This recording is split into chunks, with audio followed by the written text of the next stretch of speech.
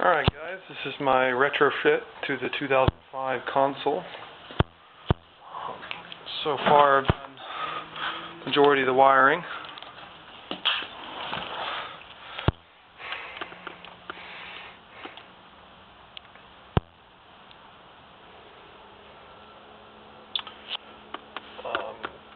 So far the navigation detects the GPS. I have the older 2004 disc in there when I got it from the wrecked C55, but everything else is working. It takes a bit for it to sync up with the satellites. Usually normal Mercedes, the amount of satellites that a normal Mercedes has with a GPS is about 6 to 8 according to the dealership, and that's what it roughly gets. On the audio, it has just a regular CD system, which is embedded into the 2005 US version radio, and it has the auxiliary. I don't have the auxiliary hooked up yet. You can see that the CD and everything else works. It has two navigation, the navigation disc and a CD audio disc.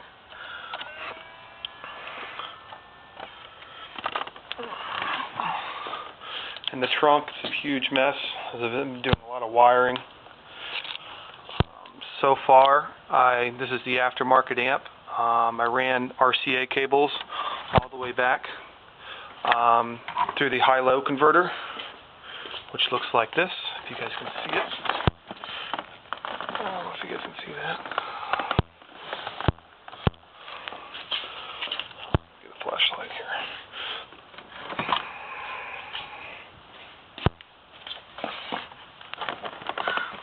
Looks like that.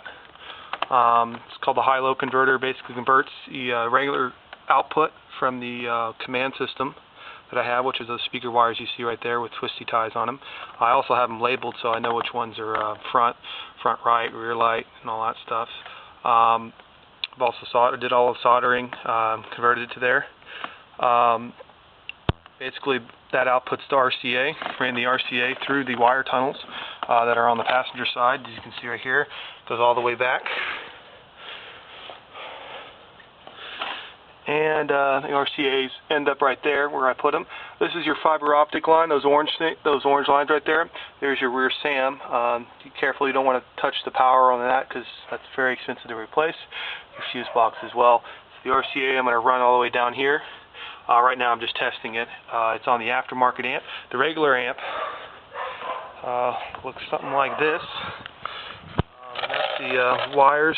That's the right here is the fiber optic, and then this is the power and the speaker's output. What I've noticed and I've done is I'm actually using the harness. This is the, let's see here, this harness right here is for the amp. This is a miscellaneous harness. I'm not sure where that goes to. Probably goes to the trunk, locks, lights, and a couple other things as well. It's ground right now. Basically what I'm doing is I'm using the actually factory power, and I've looked at the ohms list. I've looked at the wiring on the C32 or on the W203 with the Bose system, and luckily this amp that I have is about the same amperage.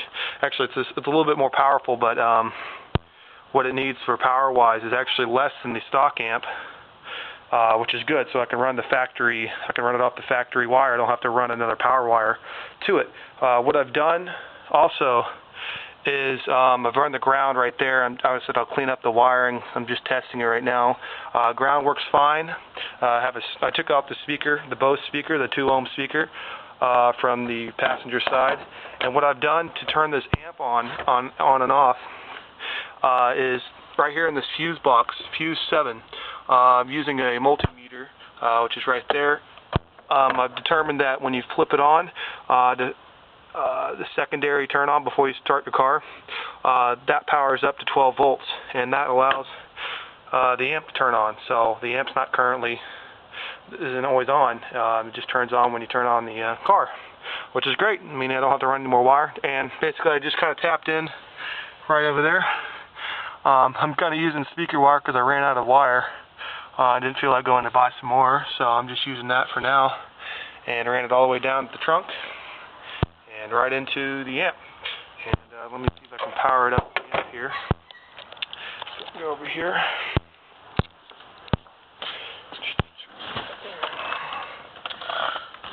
Alright, and we'll turn on the car. So right now it's off. And this is the first, and this is second.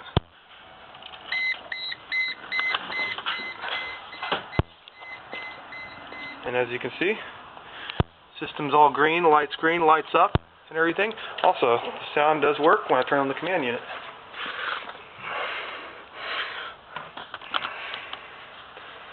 Once this boots up,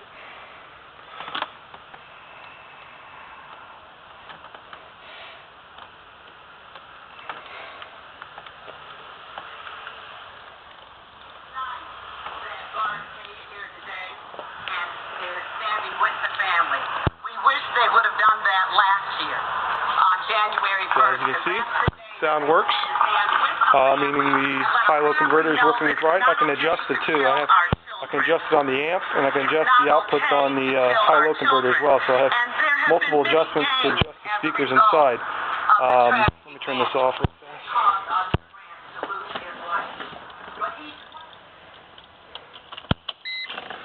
My next task is to tap into the speaker wires that are currently that are ran in the back, because as the amp on any Bose system that's from a 2001 to 2000 to I guess 2004,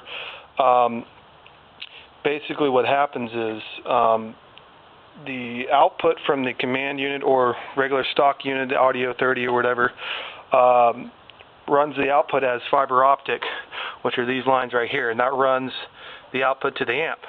Now that's to the sound, and then input, and that inputs to the amp, and then the amp outputs the sound with the upper wattage or whatever to the speakers. And luckily, these are speaker wires. I have to find out which ones are which, and just tapping into those, and I should be able to run off the stock speaker harness. I haven't decided if I'm going to get new speakers or not, probably. As I said, I'm still doing some various testing. I actually broke this thing, so I have to go get a new one. But other than that, that is where I stand as of today. And that is 2010 on January 3rd. Signing off.